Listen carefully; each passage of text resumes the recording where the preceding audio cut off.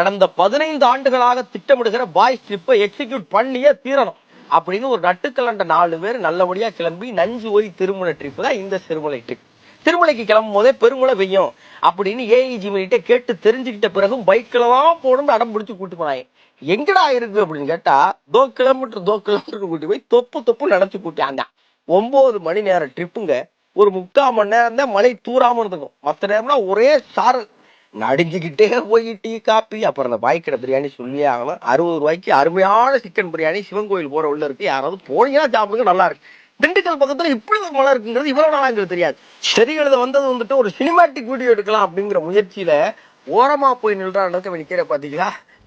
சும்மா நிக்கிறேன். இவ்வளவு தூரம் வந்துட்டோம், தண்ணியில கால் நினைக்கலாம்னே. டேய், வந்தது தண்ணியில நினைச்சுக்கிட்டு தான்டா இருக்கும் அப்படின்னாய். மலைப்பகுதிக்கு போனா மலைவாழ் மக்களை பார்க்கலாம்னு நினைச்சோம். ஆனா நாங்களே மலைவாழ் மக்களா இருந்தாலும் கூட தண்ணியை பார்த்தா மனசு எப்படி இறங்காம இருக்கும். இறங்கிட்டான். உள்ள இறங்கி 2 தடவை ஒழுக்க தெரிஞ்சாங்க.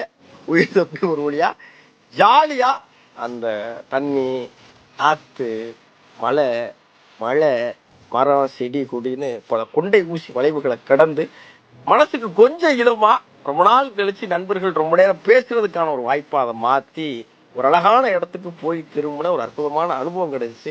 நண்பர்கள் ஒன்னா கூடி போறதுக்கு இப்போ ஒரு நேரம் கிடைக்காம எப்ப கிடைக்கும். இருந்தாலும் நைட் இருந்துட்டு போவோம்னே. நாளைக்கு எங்க மேனேஜர் மூஞ்சில குத்துவாரா அப்படின்னு சொன்னாங்க. பனி படர்ந்து அந்த இரவுல வீட்டுக்கு வந்து சேர்ந்து ஆளுக்கு 2 செருப்படி அவங்க வீட்டுல வாங்கினதோட ட்ரிப்பு சிறப்பா முடிஞ்சது.